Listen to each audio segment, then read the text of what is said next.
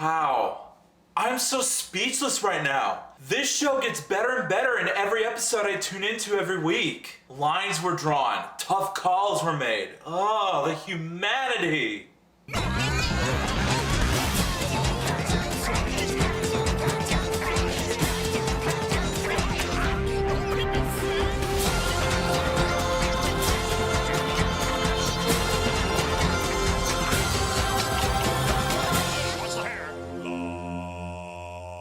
Yo, what is up, my Cinedroids? G to the S here. Today, I'm gonna be reviewing Marvel's Agents of S.H.I.E.L.D. Season 5. Whew, let's do this. Taking place many light years into the future, no pun intended, Coulson and our beloved S.H.I.E.L.D. agents try to survive this post-apocalyptic era while facing new deadly foes and powerful allies, while also trying to figure out who or what this destroyer of worlds character actually is.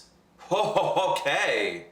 First off, let me just say that I am super impressed with this latest season. The CG and visuals in the show are insane! It almost looks like something out of a theatrical blockbuster a little bit. Oh, Marvel, ABC, make that happen. A full-length Agents of S.H.I.E.L.D. episode straight to theaters, I want that to be on the big screen. BBC did it last time with Sherlock, a Downton Abbey movie's on its way. So I think you can do the same with this show. It's not a bad business decision if you think about it. I personally think it could work. But with that aside, I really enjoyed on how it looked in the show. Awesome job. Especially the camera work and cinematography as well. Seriously, they still got this down impressively. Like, for example, in terms of action sequences, whenever I'm seeing these characters throwing down with enemies, it's not only fun to watch, but it also focuses on the brutality at the same time. There's still a huge chunk of bloody violence in the show, like neck slice, leaving a huge scar, arms literally cut clean off. There's also one scene in the show where a character's leg gets literally plucked to a wall. Like how you pin a once-a-year calendar to a wall with a thumbtack? Yeah, it's like that. But except it's super extreme than that. Like a person's leg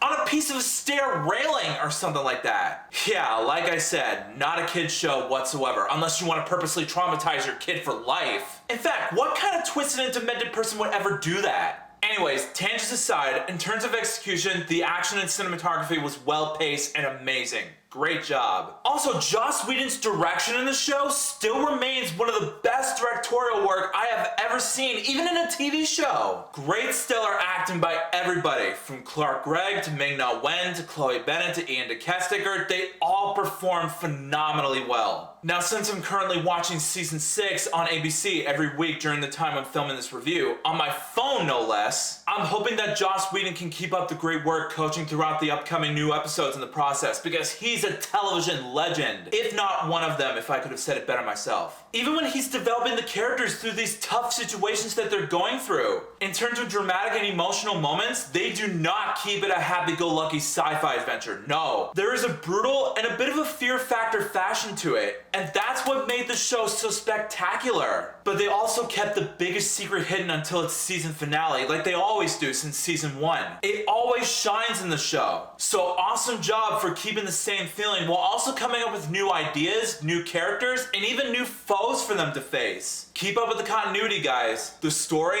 I won't get into any spoilers, but it's still the same cliched story that we've seen in various forms of media over and over and over again. But in this one, it's a bit more different than that. It's an investigation to find out who this destroyer of worlds is. Again, no spoilers. But just like in the previous seasons that I've watched throughout the years, it still is entertaining as heck to watch. The intrigue, the character interactions, the intense situations, everything plays a pivotal role in the show, and they still never cease to amaze me. Keep up with the awesome work, guys. The comedic timings though, oh my gosh. Especially that hammer time reference in one episode, that had me rolling on the floor. Not only that, but the quirky tongue-in-cheek one-liners and references are what make the show thrive since it originally aired on ABC. And that ain't nothing.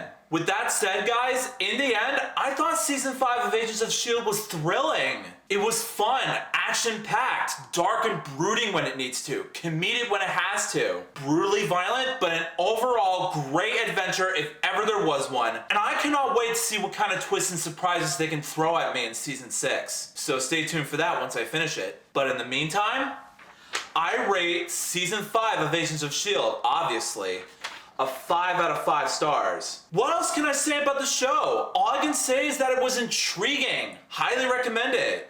So season 5 of Agents of S.H.I.E.L.D. Have you seen every episode? If you haven't, you know that Quake's right behind you, right? But if you have, come back and let me know in the comments what you thought about it. Also, if you like this video and you want to see some more, make sure that like button shines in your face. That'll totally help me out a ton. Also, share that video with your family and friends and favorite it. That's a very good way to show support for this review. Also, if you're new to my channel, make sure to subscribe and ring that bell right next to you so you can be notified of future videos that I have in store for you. Also, if you want a shout out in a future video, just follow me on both Instagram and Twitter, and I will choose one of my Cinedroids to be displayed as a shout out. The link's in the description below. And also follow me on Stardust so you can catch early reactions of movies, TV shows, and trailers. I'll put a link to that below in the description as well so you can download the app for yourselves. But until then, I'll see you next time.